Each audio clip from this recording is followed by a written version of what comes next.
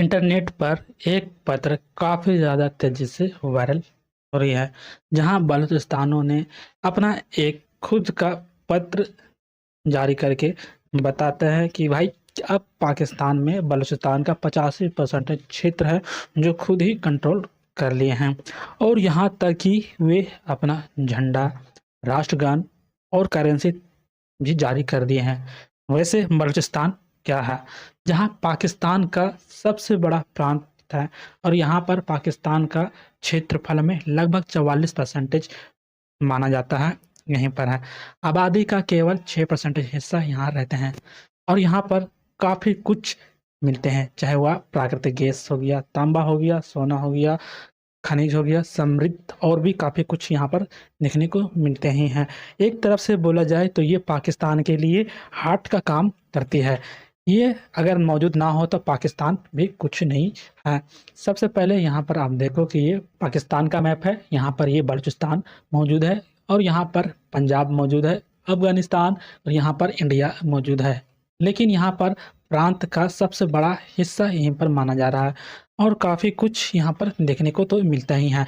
इसलिए यहाँ पर भूगोल की दृष्टि से देख लो या फिर सामरिक की दृष्टि से देख लो, यहाँ पर हर कुछ यहीं पर मौजूद है। अरब सागर में भी काफ़ी ज़्यादा यहाँ पर ये समुद्री व्यापार यहाँ पर चलते रहती है। ग्वादर बंदरगाह भी यहीं पर मौजूद है, जहाँ पर पाकिस्तान का प्रमुख गहरे समुद्र का बंदरगाह या फिर सीपीसी का मुख्य केंद्र, सारा कुछ यहीं पर मौजूद देखने को मिलता है। एक तरफ से बोलो चाहे तेल हो गया, गैस हो गया या फिर किसी भी तरीके से कुछ भी अगर बिजनेस के लिए कुछ भी ले जाया जाए तो भाई इसी रास्ते से ही यहाँ पर जाता है, वो है ग्वादर पोर्ट। जहाँ पर एशिया को जोड़ने वाला क्षेत्र है जो कि चीन, मध्य एशिया, मध्य पूर्व और हिंद महासागर को जोड़ने में भी काफ़ी ज़्यादा इसका महत्वपूर्ण रोल निभाता है। जहाँ पर ये ग्वादर बंदरगाह अरब सागर पर ये स्थित है, जहाँ पर आप देख रहे हो ये ग्वादर पोर्ट है जो कि ये अरब सागर पर स्थित है, जहाँ पर पाकिस्तान का सबसे इम्पोर्टेंट बंदरगाह यही माना जाता है, जो कि यहाँ पर सीपीसी का ये गेटवे भी कहा जाता है। लेकिन अभी जो पाकिस्तान और अफगानिस्तान के विवाद जो चल रही है, आखिर ये क्या है प्रॉब्लम? सबसे पहले हम लोग बारीकी से जानते हैं स्टेप बाय स्टेप, जिससे आपको अच्छी तरीके से समझ में आए। जहाँ पर ब्रिटिश शासनकाल चल रही थी उस टाइम कलात की राज वहाँ पर शासन चलती थी ब्रिटिश शासन के पहले, जहाँ पर कलात नाम का एक सियासती और जो कि वहाँ पर ही कलात का ही शासन चलता था। 1947 में ब्रिटिश शासन जैसे ही समाप्त हुआ, कलात रियासत ने कुछ समय के लिए अपने आप स्वतंत्रता घोषित किया था।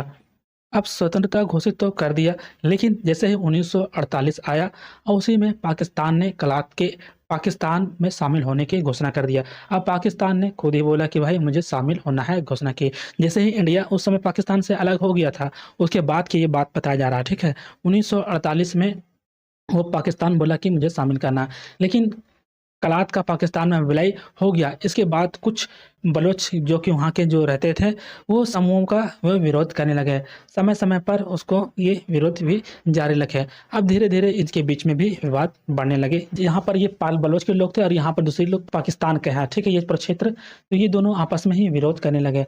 जहाँ पाकिस्तान का पक्ष विलय जो भी दोनों बीच में ये शामिल हुआ था, उसको ये कानून का वो वैध तरीके मानने लगे, मतलब ये रियलिटी मानने लगे। और वहीं पर जो बलोच के जो जितने भी लोग थे वहाँ पे ये उनको विरोध करने लगे कि बोलने लगे ये हमारे इच्छा के अनुसार नहीं है, यहाँ लोग हम लोग शामिल नहीं होना चाह रहे। इस तरीके का वहाँ पर काफ़ी धीरे धीरे मुद्दा बढ़ने लगे। यहाँ पाकिस्तान सरकार और कुछ बलोच की सीमाओं के बीच में लंबे से चल रहे राजनीतिक और सुरक्षा विवाद भी धीरे धीरे बढ़ने लगे, जहाँ पर बलूचिस्तान को किसी भी तरीके के कोई भी चाहे अधिकार हो, विकास हो, सुरक्षा हो, नौकरी हो, संसाधनों का बंटवारा हो, राजनीतिक भागीदारी हो, ये हर कुछ अपना बलूचिस्तान का ये पाकिस्तान से ये मुद्दा उठा ही रहे हैं भाई। ताकि देखो यहाँ पर बलूचिस्तान है और यहाँ पर पूरा क्षेत्र में अब ये इसी एरिया वाला क्षेत्र में है ना।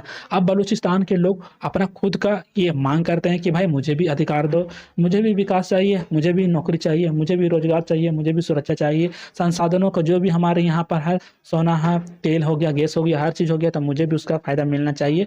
हर चीज़ का यहाँ पर जिस तरीके से राजनीति होती है, हम लोगों को भी राजनीति में भागीदारी मिलना चाहिए। लेकिन पाकिस्तान वाले क्या करते हैं, उन लोगों को किसी तरीके के कुछ भी अधिकार भी नहीं देते हैं। ये हमेशा ये बलोच लोग मांग भी करते हैं। पाकिस्तान के लोग यहाँ पर इनको हक नहीं देते हैं, तो उस समय से ये अपना मुद्दा उठाने लगे कि जब हमें कुछ अधिकार ही नहीं है, हमारे क्षेत्र में सारा कुछ मौजूद है, लेकिन हमें कुछ नहीं मिल रहे हैं। ना ही हमारे पास अच्छी सड़कें हैं, ना ही स्कूल है, ना ही अस्पताल है, ना ही बिजली है, ना ही पानी है, ना ही हम लोगों के पास किसी तरीके का बढ़िया जॉब है। ये सब चीज़ें कुछ भी नहीं है मौजूद, जबकि ये अधिकार की बात भी करते हैं, लेकिन पाकिस्तान साफ तौर पर उनको देने से मना ही कर देते हैं। कुछ लोग जाते भी हैं उधर से, तो उन्हें से वहाँ से भगा भी दिए जाते हैं। तो यही देखते हुए ये उन लोगों ने अपना संगठन बनाते हैं, और अपना संगठन बनाने के बाद ये लोग पाकिस्तान पर भी हमला करते हैं। लेकिन ये पाकिस्तान वाले इन्हें ना दे करके बाहरी देश को देते हैं, जहाँ पर ये सीपीसी को ये सारा कुछ ये होता है। अब सीपीसी जहाँ पर ये China Pakistan economic control corridor एक आर्थिक गलियारा है जो चीन को अरब सागर ग्वादर से जोड़ता है। लेकिन यहाँ पर सीपीसी के मुख्य उद्देश्य है, जहाँ पर ये पाकिस्तान के बुनियादी ढांचे हो गया का विकास हो गया, ऊर्जा परियोजना, बिजली जितना भी है हर चीज़ यहाँ पर, गैस, रेल, बंदरगाह, कनेक्टिविटी, व्यापार और निवेश को ये बढ़ावा देते हैं। लेकिन ये खुद को चाइना अपना फायदा के लिए देख रहा है। ठीक है, ये बलूचिस्तानी को सबसे ज़्यादा यहाँ पर मौजूद है, और यहाँ से सामान को उठा उठा करके ले गया अपनी जगह। तो वैसे ही में ये लोग काफ़ी ज़्यादा प्रॉब्लम में रहते हैं। ग्वादर की भूमिका सीपीसी में ये हो जाती है कि भाई जहाँ पर सीपीसी का समुद्री जो गेटवे है, जहाँ पर चीन के जो सिनजिविंग क्षेत्र है वो अरब सागर तक इसका ये पहुँचाती है। समझ लेते हैं कि आखिर ये बलोच कौन है। बलोच एक जातीय समुदाय है जो कि मुख्य रूप से वहीं रहते हैं जहाँ पाकिस्तान का सबसे अधिक लोग हैं, और ये पाकिस्तान में भी मौजूद है, और ईरान में भी, अफगानिस्तान में, कुछ अन्य देश में ये खाड़ी देशों के रूप में भी मौजूद है।